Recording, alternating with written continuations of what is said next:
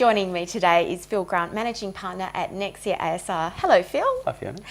Look, we spoke recently and you mentioned to me that many business people you know are wanting everyone to spend. They're trying to find the ways to get the consumer to open their wallet. But I know personally our family has reduced our expenditure.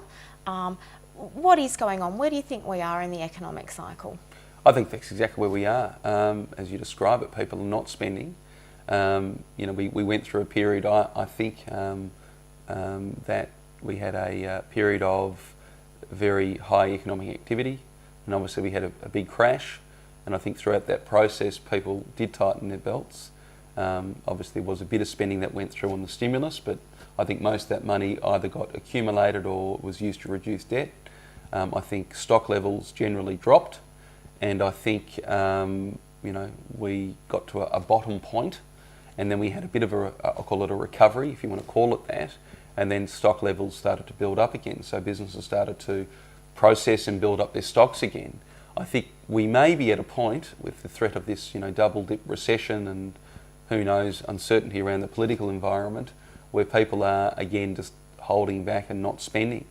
And there's a bit of doom and gloom in people's minds, which is dangerous. It's a bit of a catch-22, because I think what we do need people who have the capacity to spend, and it needs to be in a more managed manner.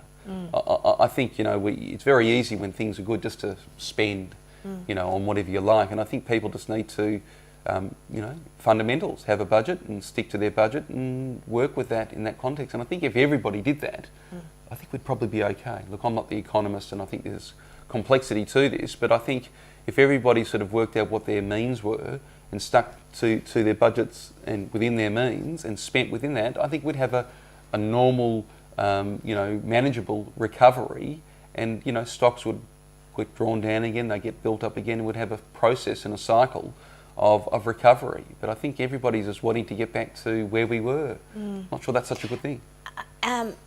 You did mention just then that you think it's dangerous when people don't spend at all, they completely sit back. What happens? What happens then? Well, I think the economy comes to a grinding stop. I mean, stock levels, and people have to consume. You've got to eat. We don't live off the land anymore. So we need to consume even just day-to-day products. Put aside the LCDs and all the other technology things that we have become addicted to. But we need to spend. If people reduce that expenditure, businesses will go broke. Businesses go broke, people lose their jobs, and people can't pay for things.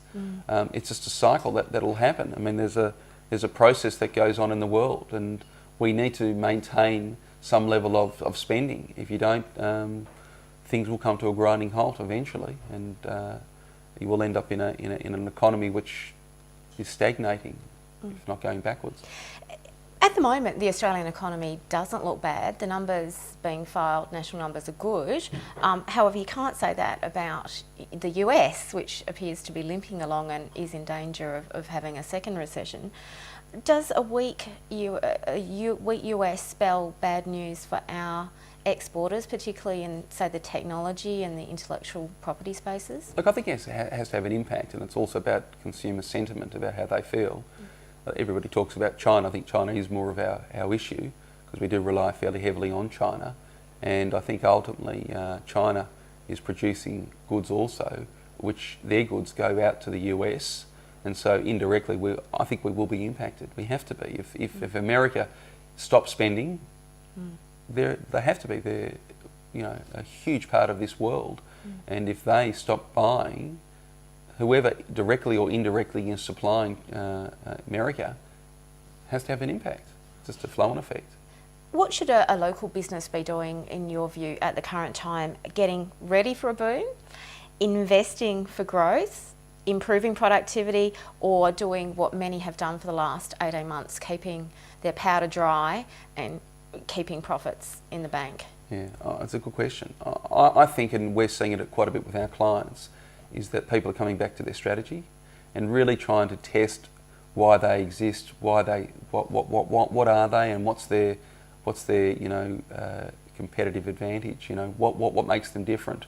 And it sounds a bit boring, but it really is coming back to basics and readdressing your strategy, and then working around that strategy and developing, good fundamentals, a well put together marketing plan which supports that fundamental purpose, and then, making sure that you've got the right resources. And part of that is looking at your resources and to having a process of reviewing whether they're efficient resources.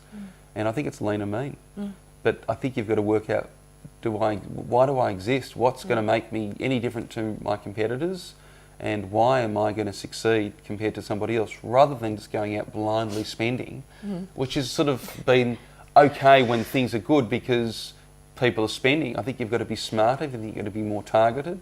And I think you have to be more strategic. And I think that's what it's about. And we're doing a number of strategic sessions with clients to get them to refocus on those things and to really make the rubber hit the road. So take those strategic plans and push them down to meaningful tasks and giving key people in your organisation, plans to work towards and levers to pull to actually make sure that their business is working. It's really got to be in your control. It's giving control back to the business owners. So back to the plan and no more of those 2007 heady days of crazy expenditure, right? I think it's the same. Come back to the fundamentals. Thanks for your time today, Phil. Thanks, Fiona. I've been speaking to Phil Grant, Managing Partner at Nexia ASR.